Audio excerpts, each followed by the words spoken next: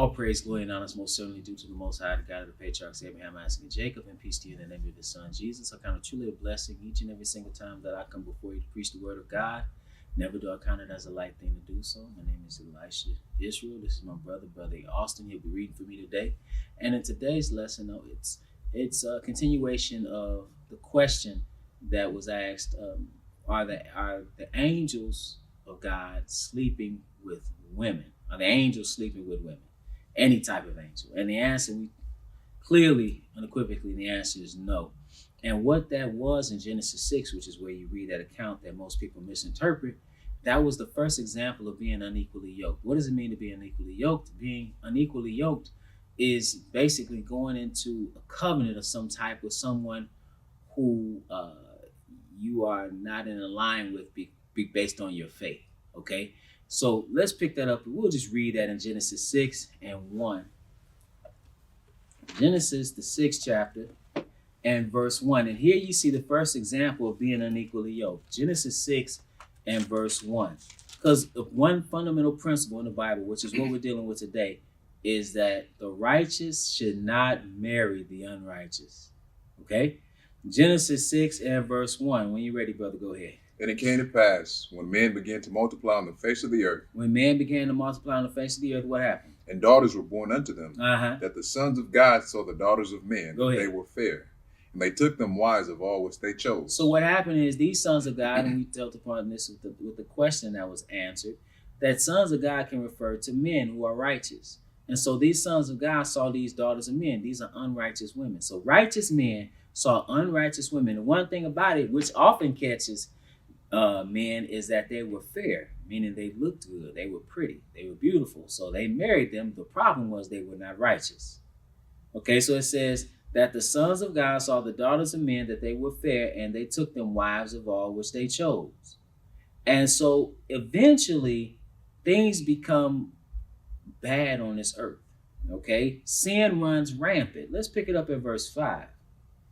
Go ahead. And God saw that the wickedness of man was great in the earth. Go ahead. That every imagination of the thoughts of his heart was only evil continually. So it was continual sin and iniquity. And one thing you will find is that the righteous should not marry the unrighteous because that breeds sin. So it could be that this is alluding to that fact that as they began to spread more and more, and the reason I say this is because when you look prior to this, what you have two seeds and they are separate, right? You have those who are, you had a righteous seed in Abel and an unrighteous seed in Cain, right? Two separate lines as far as spiritually.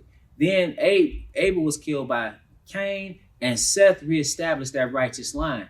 But once that righteous line intermingles with that unrighteous one, now it seems that sin is run amok. Okay? So now, just the same thing, you can see this same principle when you look at the children of Israel. He had a people that was sanctified, and he told them not to marry people of other nations. Now, was this because, this, as some Israelites say, this is all about race? No. Race is a social construct. We know that. It wasn't about that. What it was about was some people who are unrighteous. And you don't want to marry somebody who's unrighteous because it will lead to sin. That's what he's telling you. He's telling you that throughout the book. Let's pick it up in Deuteronomy 7. The book of Deuteronomy, chapter 7.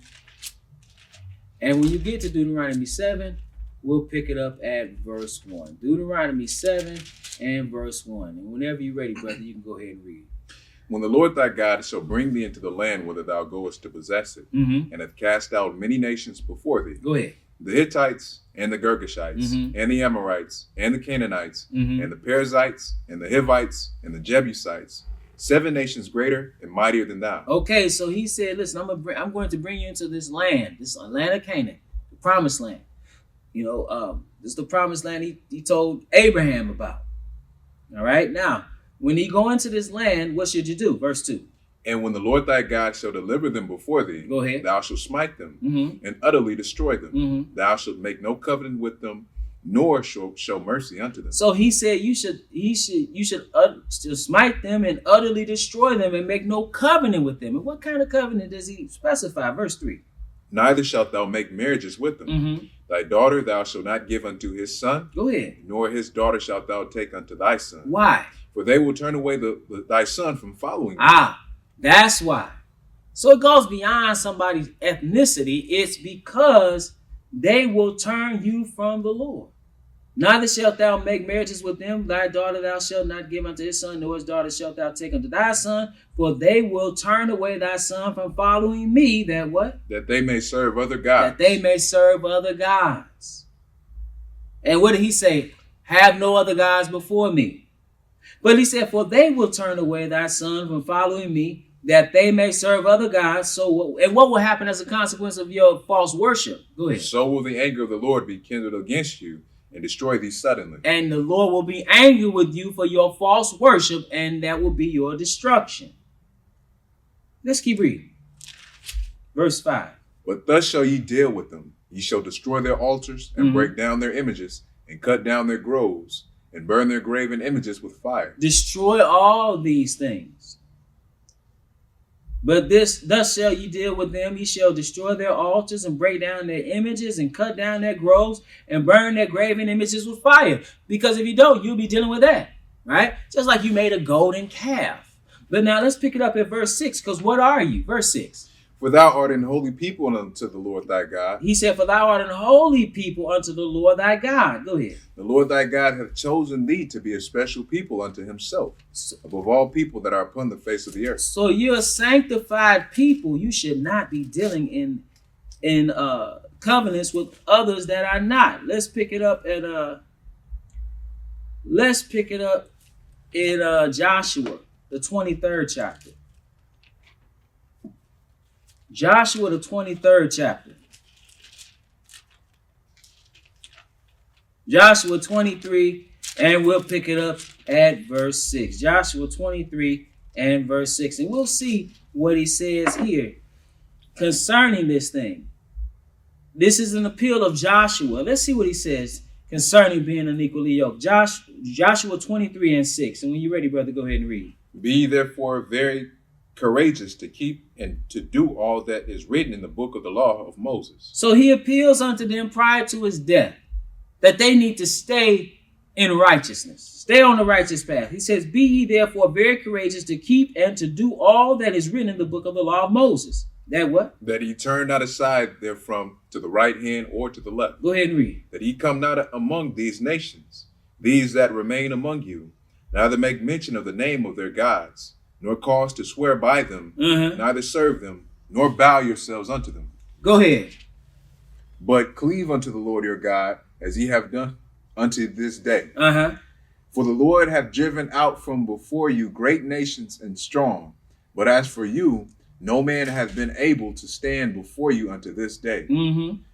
One man of you shall chase 1,000. For the Lord your God, he it is that fighteth for you, as he hath promised you. Go ahead. Take good heed, therefore, unto yourselves, that ye love the Lord your God. Else what? Else, if ye do in any wise go back. If you in any way go back and do what? And cleave unto the remnant of these nations. And cleave unto the remnant or remainder of these nations that are getting kicked out of the land. Go ahead and read. Even these that remain among you. Even these that remain among you. Go ahead. And shall make marriages with them. And make marriages with them. Go ahead. And go in unto them. What's going to happen? And they to you. What's going to happen? Know for a certainty that the Lord your God will no more drive out any of these nations from before you. And what will they be to you? But they shall be snares and traps unto you. There'll be snares and traps unto you. And scourges in your sides. Go ahead. And thorns in your eyes, until you perish from off this good land which the Lord your God hath given you. He said there'll be traps unto you, and then you'll perish from off that land. So that's again, this principle, being unequally yoked. Okay, don't make covenants with people. Do not go into marriage. You know, I've counseled people that have called and say, hey, listen, this person is not in the truth. They're not a believer. And my question is, why would you go into a marriage with somebody that's not a believer, that's not trying to believe, that's not even, a lot of times, I'm be honest, I've seen, you in it a little while, you see some things, you see some people fake it. I've seen some cases of that where it just so happens, actually, I've seen a few cases, a number of cases. 2 was a man, 1 was a woman, and some other things, but just 3 that come to mind. In 2 cases, women was fake. They were faking it until they got married, and then they didn't. Sabbath? What Sabbath? I don't know what you're talking about. I'm going to the mall, right? So you saw that, and you see a guy, he jump in the water and baptize himself to a woman, and, it was all to get this woman, but that's not what you want. You want to ensure, like it's always been my position. You want to be with somebody if you fall off the track. That they say, hey, that's you. I'm still serving the Lord. That's who you want. But now let's pick it up. Let's pick it up at we just read Joshua, and I want to pick something up in the book of Ruth. Okay, I want to pick it up in the book of Ruth just to show that, because some would say it's about your ethnicity. Actually, it's about who's gonna serve the Lord. All right. Because if you read the law closely, you see it says 1 law for the homeborn, 1 law for the stranger that sojourneth among you, right? Let us pick it up and see something that Ruth said. The book of Ruth, we know Ruth was a Moabite. Her husband was an Israelite. And the Levirate law was followed with her marriage with Boaz. Let's pick it up. And I want to show you something that she says, because it's not really about your ethnicity. It's about who's going to serve the Lord. This is Ruth chapter 1. And let's pick it up at verse 15, because when they were basically in destitution, you had Ruth, Naomi, and Orpah. And so Ruth's mother-in-law, she was telling her to go back. Now Orpah went back. She kissed her and said, I'm out, right? She left. But now let's see what happened with Ruth. When you're ready, go ahead. We're in Ruth 1 and verse, let's pick it up at 15. And she said, actually, let's pick it up at 14. Whenever you're ready. And they lifted up their voice and wept again. Go ahead. And Oprah kissed her mother-in-law, but Ruth clave unto her. I know it looks like Oprah Winfrey. That's Orpah. That's why he said Oprah. Orpah kissed her mother-in-law, but Ruth clave unto her. Verse 15. And she said, behold, thy sister-in-law is gone back unto her people and unto her gods. Go ahead. Return thou after thy sister-in-law. No, notice what she said. She said, your sister-in-law is gone, because she had 2 sons, Naomi did. And they were Israelites. But he said, yours, and they married, they went in the land of Moab. In that process, they married wives. So it said, go back. He said, behold, thy sister-in-law is gone back unto her people and unto what? She said so, not just her people, but what else? Unto her gods. Unto her gods. Return thou after thy sister-in-law. But what did Ruth say? And Ruth said, entreat me not to leave thee, or to return from following after thee. Go ahead. For whether thou goest, I will go. And whether thou lodgest, I will lodge. Go ahead. Thy people shall be my people, and thy God my God. You see that? So she wasn't Moabitess, but she said, your people going to be my people, and your God shall be my God, the God of Israel. So it was never the case that actually other people couldn't serve him. It was just that you need to be sanctified from or set apart from the people of other nations that will not serve them. Remember, Israel left Egypt in a mixed multitude, right? So now let's see what came out of the lineage of her, this Moabite is being married to an Israelite, Boaz. Let's pick it up in Ruth, the 4th chapter. See, even though they have different nations, it's not that this is being unequally yoked, because the woman was righteous. She was a virtuous woman. Let's pick it up in Ruth, the 4th chapter, verse 17. When you're ready, brother, go ahead. And the woman, her neighbors gave it a name, saying, there's a son born to Naomi, and they called his name Obed. He is the father of Jesse, the father of David. Okay, because she eventually had a son to raise up seed in the deceased husband's name, right? Because this is a Levirate law. So it said, and the woman, her neighbors gave it a name, talking about the son, saying, there's a son born to Naomi, and they called his name Obed. Now, it wasn't literally born to Naomi in that regard. We understand that Ruth had the son, right? But now this is almost he's risen up in his father's name. Let's keep reading.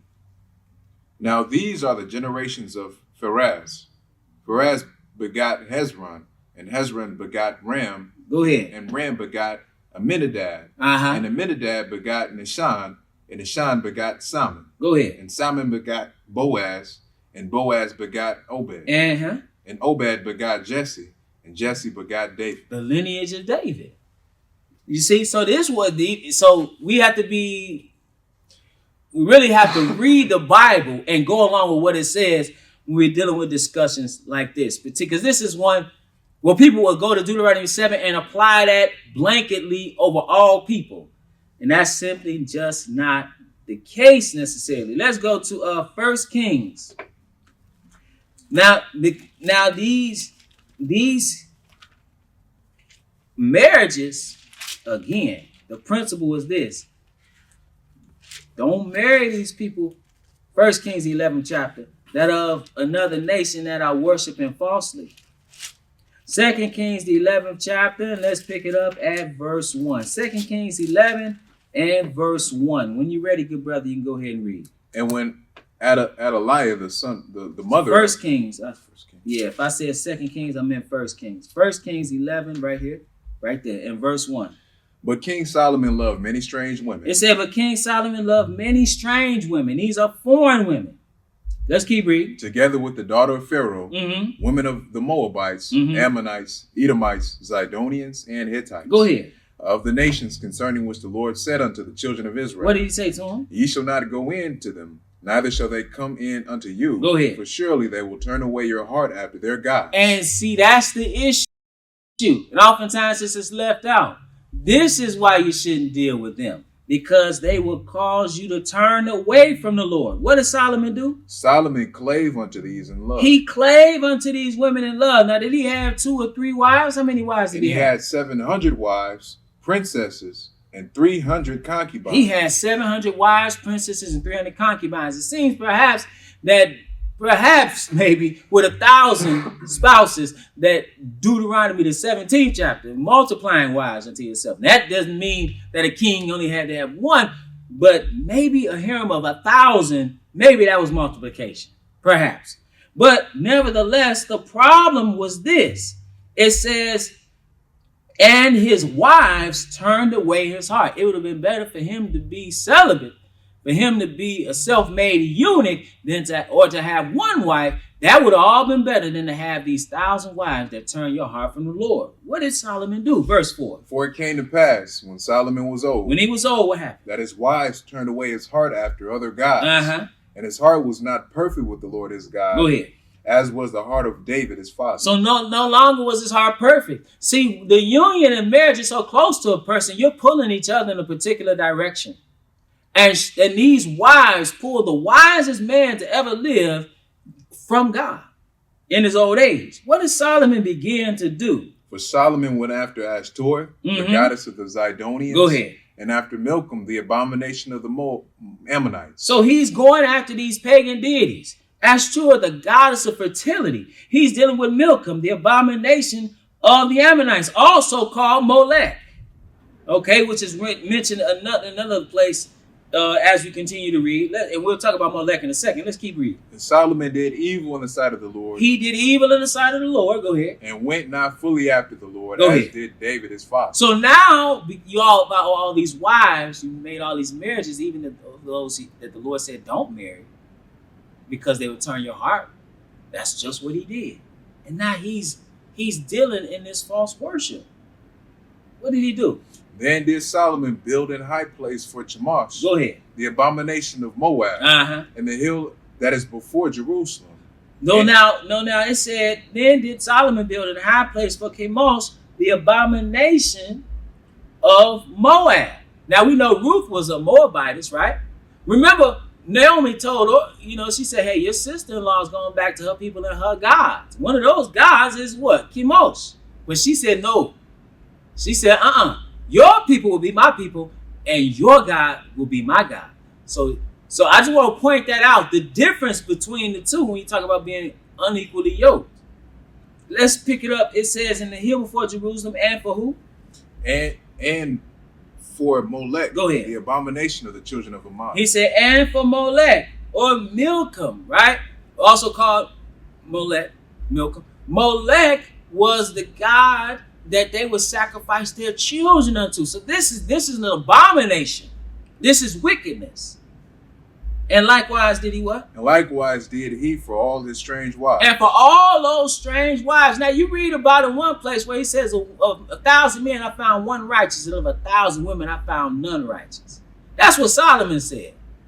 So now if you think about that, you have yoked yourself unto all these unrighteous women. One unrighteous woman will destroy you. He had 1,000.